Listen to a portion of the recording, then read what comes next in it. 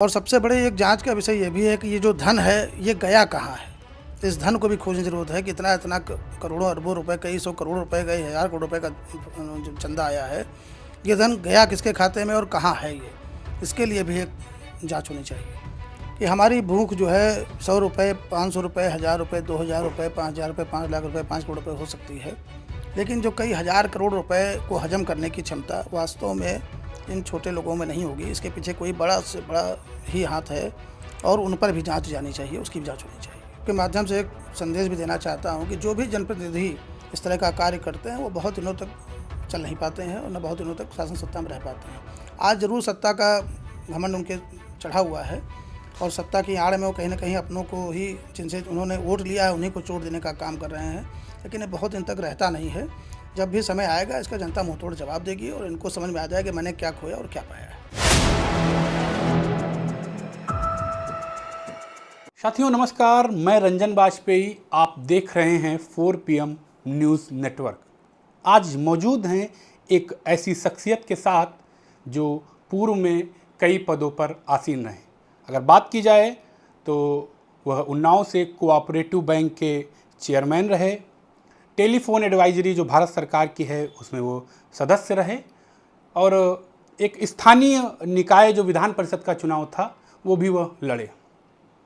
हमारे साथ मौजूद हैं, हम उनसे बात करेंगे और आपसे परिचय कराएंगे। सबसे पहले स्वागत है आपका 4 PM न्यूज़ नेटवर्क में। धन्यवाद भैया। मैं पवन मिश्रा, हमारा असोहा ब्लॉक में गोमापुर गांव है, मैं वहीं का रहने वाला हूं। एक मध्यम वर्गीय परिवार से आज यहां तक पहुंचने का सौभाग्य मुझे श्री हनुमान जी की कृपा से मिला है। इसके लिए मैं श्री हनुमान जी को बहुत बहुत धन्यवाद देता हूं और उनको प्रणाम करता हूं। पूरे भारत में एक मुद्दा जो है काफ़ी गरमाया हुआ है। बात की जाए तो जो देश की आवाम है वो भी जो है इसको लेकर जो है काफ़ी चर्चा कर रही है, काफ़ी सरकार पर सवाल उठा रही है और विपक्ष ने तो घेर ही रखा है। वो मुद्दा है चंदा चोरी का, जो रामलला में चंदा चोरी का मुद्दा है, उसको किस हिसाब से देखते हैं पवन जी आप? देखिए, वास्तव में ये बहुत दुर्भाग्य का विषय है। करोड़ों करोड़ों हिंदुओं की आस्था सनातन की जो परंपरा है उसमें कहीं ना कहीं ये भेद, ये जो हुआ है बहुत गलत हुआ है। इसकी मैं घोर निंदा करता हूँ और करोड़ों हिंदुओं ने जिन्होंने 1 रुपये से लेकर और कई करोड़ रुपए तक चंदा देने का काम किया है, कहीं ना कहीं उनके साथ छल भी हुआ है। जो लोग इस ट्रस्ट में रहे, जो लोग चंदा वसूली में रहे, जो लोग गणना में रहे, वह सब लोग इसमें कहीं ना कहीं अपराधी ही हैं। भगवान राम के नाम पर सत्ता पाने वाले, भगवान राम को अपनी राजनीति का एक सहारा बनाने वाले और निरंतर उन्हीं के नाम को आगे करके धर्म मजहब हिंदू मुस्लिम भारत पाकिस्तान करके और भगवान राम का नाम लेके जो लोग सत्ता में आते रहे, आज उन्होंने भगवान राम को ही कलंकित कर दिया, हमारे सनातन परंपरा धर्म को कलंकित कर दिया। हम लोग वास्तव में इसका जो दंड है वो दंड मृत्युदंड ही होना चाहिए, जो ये SIT कमेटी और जांच ये सब बना हुआ है।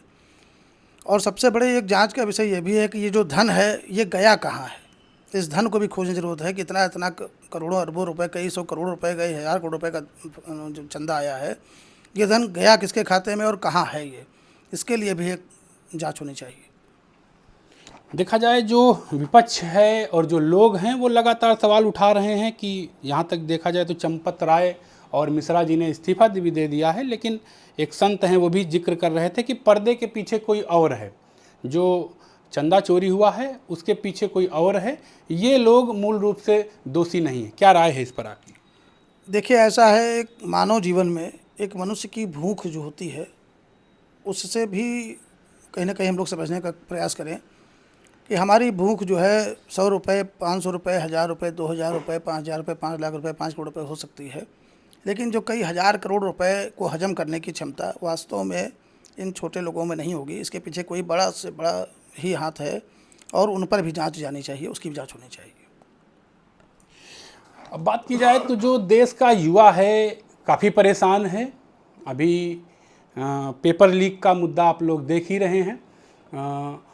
कोचिंग सेंटर में जो लखनऊ का अलीगंज है, वहाँ पर कोचिंग सेंटर में आग लगी और 15 जो नए लड़के थे, बात की जाए तो उनकी उम्र लगभग 18 से 25 वर्ष के बीच में थी, जो देश का भविष्य थे, उन लोगों की जान चली गई।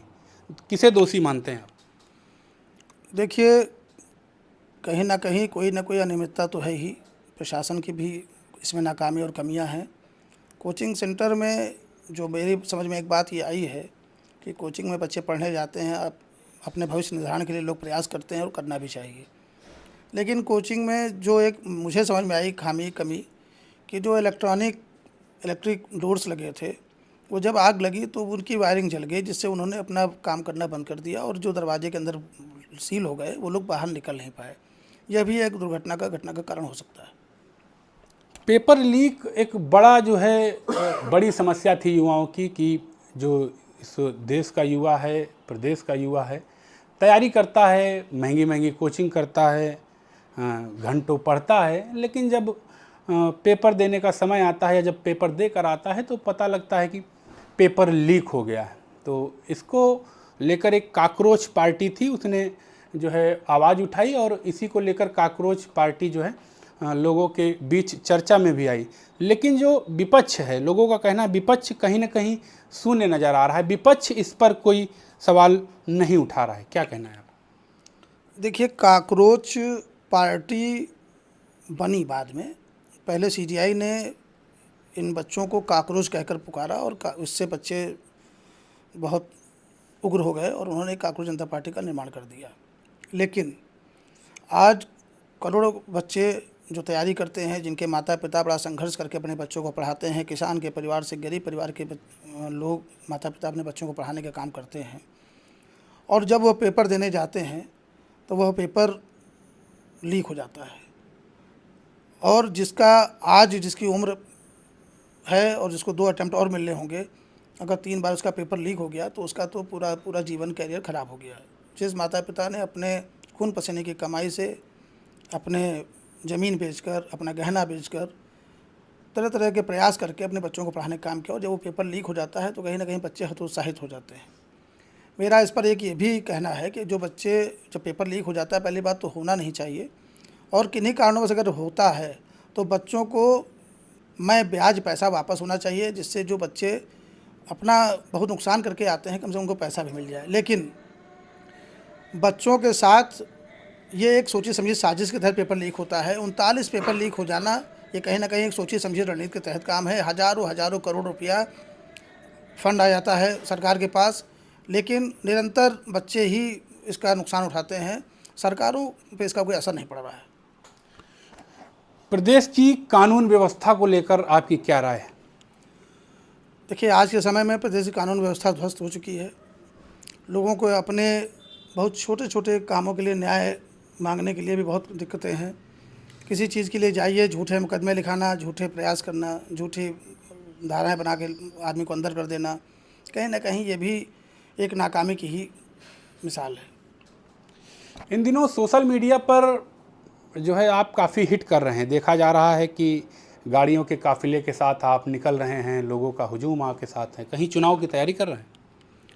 देखिए, मैं उन्नाव जनपद की पूर्वा विधानसभा का रहने वाला हूँ। मेरा ब्लॉक कसुहा है, मेरा गांव गुमापुर है। मैं पूर्व में 2004 में भी ब्लॉक प्रमुखी का चुनाव मैंने अपनी चाची को लड़ाया था। हमारा छोटा भाई प्रधान भी रहा, बीडीसी रहा, और निरंतर मैं राजनीति में सक्रिय भी रहा। 1997 में पहली बार स्वर्गीय अजीत सिंह जी एमएलसी हुए, उनके साथ मैं निरंतर रहा, और मेरे राजनीतिक गुरु स्वर्गीय अजीत सिंह जी ही हैं। उन्होंने ही आज मुझे राजनीति का कार्य पढ़ाने का काम किया है। मैं बहुत से लोग जो वहाँ जनप्रतिनिधि अब होके आए हैं, जो बताते हैं कभी कभार कि राजनीति में नए हैं, तो उनको भी मैं इस माध्यम से बताना चाहता हूँ कि जब तुम्हारा कहीं राजनीति में कोई तुम लोगों का वो नहीं था, तब मैं राजनीति में स्थापित था। पद न मिलना एक अलग बात है, लेकिन राजनीति में सक्रियता, लोग अपने समाज के लिए लड़ना, लोगों के लिए लड़ना, और निरंतर ये संघर्ष मेरा जारी रहेगा, ये भी आपको विश्वास दिलाता हूँ।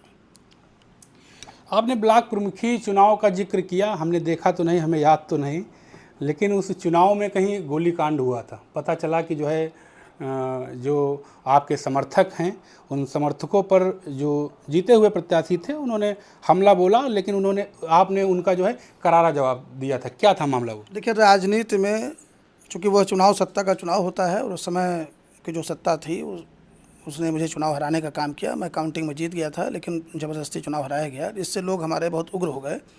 और जब विपक्ष द्वारा कुछ हल्का सा प्रयास किया गया तो हम लोगों ने उसका मुंहतोड़ जवाब दिया और वो लोग भाग खड़े हुए।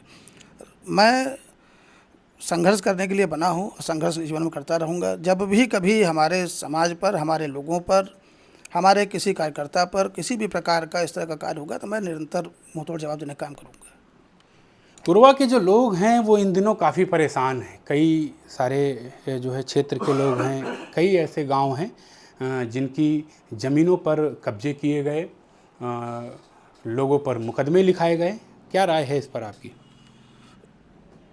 ये तो मेरे पूर्वा का भी बहुत बड़ा दुर्भाग्य है कि एक ऐसे जनप्रतिनिधि जिसको भाग विधाता जनता ने तिलक लगाकर सदन में भेजने का काम किया, वही जनप्रतिनिधि अपने लोगों के माध्यम से ज़मीनें कब्जा कराना, और ऐसी ज़मीनें हैं जिसमें कंचनपुर का एक मामला बहुत सामने प्रत्यक्ष रूप से स्पष्ट भी है, जिसमें गुप्ता परिवार की ज़मीन है। वो लोग कलकत्ता में रहते थे, बाहर रहते थे, वो यहाँ आए भी नहीं।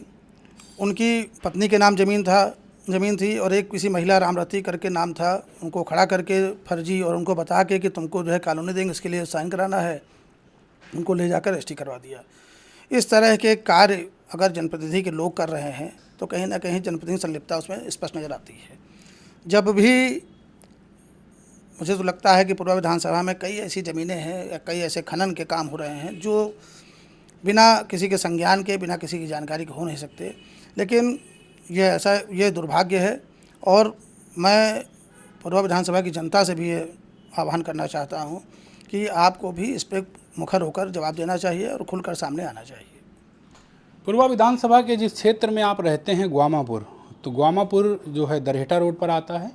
तो वहाँ के लोगों से हमने बात किया, उन्होंने ऑन कैमरा आने से मना कर दिया, लेकिन वो एक ऐसी बेल्ट है, ऐसा जिक्र है कि वहाँ भारी मात्रा में अवैध खनन हुआ है। और लोगों ने कैमरे पे आने से मना किया, लेकिन बताया कि कोई ऐसा व्यक्ति है जो 15,000 रुपये प्रति जेसीबी लेकर खनन करा रहा है। तो इस खनन पर आपकी क्या राय है? देखिए, खनन की एक प्रक्रिया है, रॉयल्टी होती है। अगर उसके विपरीत हो रहा है तो वास्तव में वो अवैध खनन ही कहा जाता है। अब ये इशारे पर किसके हो रहा है ये तो जग जाहिर है।